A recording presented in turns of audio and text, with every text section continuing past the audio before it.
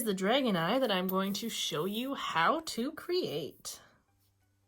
Alright, so to start your dragon eye, you need a circle of some sort. You can draw it freehand or you can trace it. I'm just using some painter's tape. I want it about middle of your paper. This is going to be for the center of your eye. Alright, once we have that, we need to get our shape of the eye.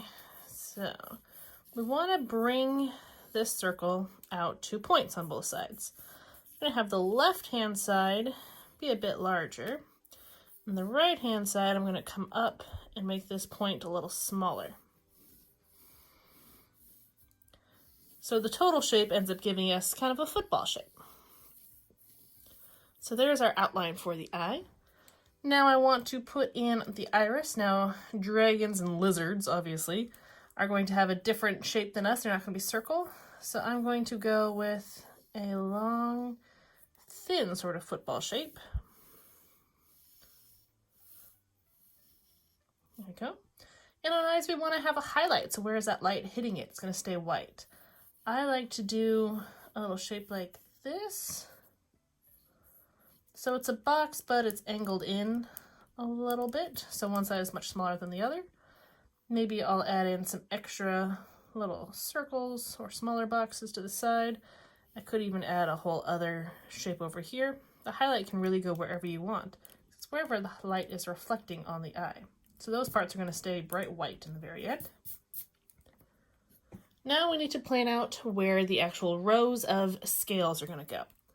So I like to start by putting an outline around the eye. I think this side will come in really close, like that. This side was going to have a line extend out, and it'll go around. I think I'll have it meet up like that. So this is going to be for our first row of scales.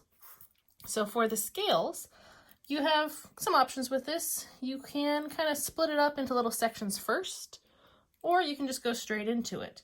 The scales are going to be kind of rounded rectangles or rounded out squares. So instead of perfect crisp corners, they're going to be rounded a little bit.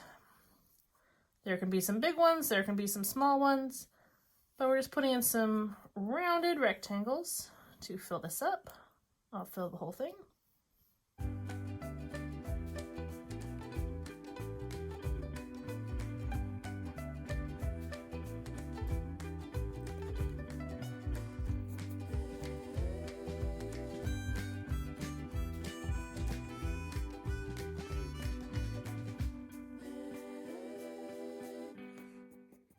Go. Next up, we want to start adding more rows around the outside. Now, some can be bigger, some can be smaller. So I think I'm going to put in some big lines first, kind of following that same shape. Maybe over here it'll start extending out really big. And then maybe I'll come close there. Then I think in here I'm going to have a bunch of smaller rows. So I'll probably start by just lightly drawing in where my rows would go. I think these ones will come down in front. Then I'll have some ones that kind of loop around. Maybe kind of 3 rows. I like to lightly kind of sketch out where I'm going to go. And then I just go in and I start filling it up with those rounded rectangles. You could even have many smaller ones like that. I'm going to take the time, I'm going to fill in all of this area with all the little mini rectangles and ovals and organic shapes to fill in all of these scales.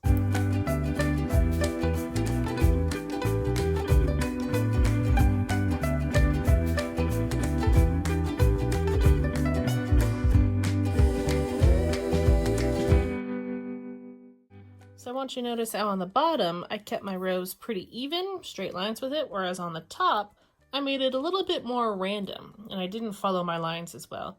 You could go either way, you can mix and match like I did, it's totally up to you. Now that we have the area around the eye, the last little bit that's needed on this are the really big scales. So you can start kind of placing in, again, those rounded rectangles of where are those very large scales going to go. Now you can decide how big these scales are, but they're definitely going to start getting a lot bigger.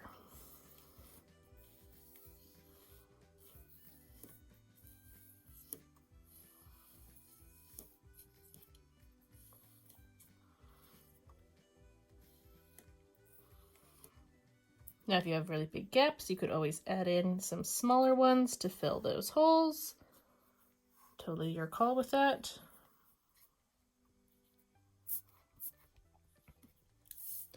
That gives us all of our basic shapes. Now we go on to coloring.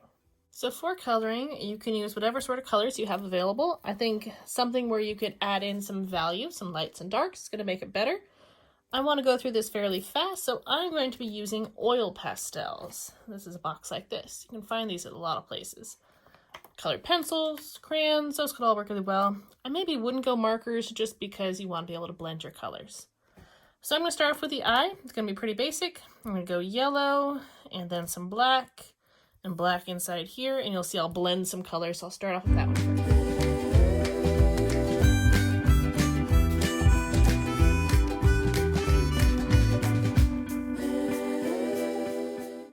So as you saw, as I put down that layer of yellow, I also blended in a little bit of orange as well, just along that outer edge, just to give it a little bit more depth.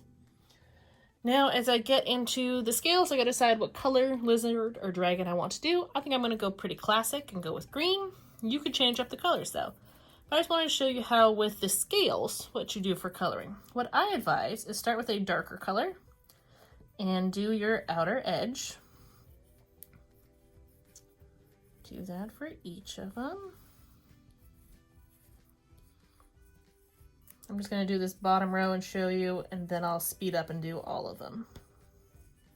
Okay, then I take a lighter color and I'm going to fill in on the inside. Now I'm going to start, since mine are pastels and they'll blend together, I'm going to start just by putting down some pastel in the center of each.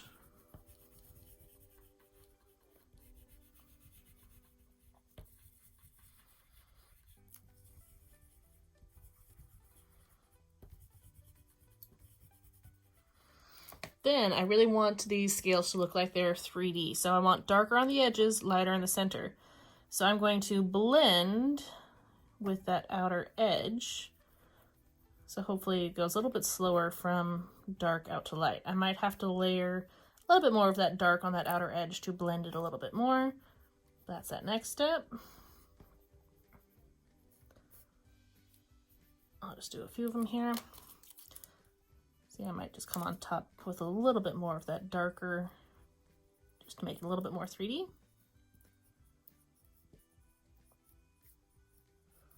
And then lastly, I want to put a little bit of a shine or highlight. So I want a really light color. I'm going to use yellow in this case. And I want my highlight to be at the top of each scale. So I'm just putting in a little bit of yellow towards that top edge of each one. See how that really adds that little bit of highlight? Last thing I want to do is I go back and in between each scale, I just fill it in if there's any space. I'm just going to go black. You could do a dark gray as well. Could even go in between some of them if you wanted them to be a little bit more standing out like that. So I'm going to go through and I'm going to color all my scales. You'll notice how some of them I might add in a little bit more colors. Like I think on these smaller ones, I'm going to add in a little bit more yellow. Maybe on these outer big ones, I might add in a little touch of blue or blue-green. Okay, so I'll speed through that and show you how that looks.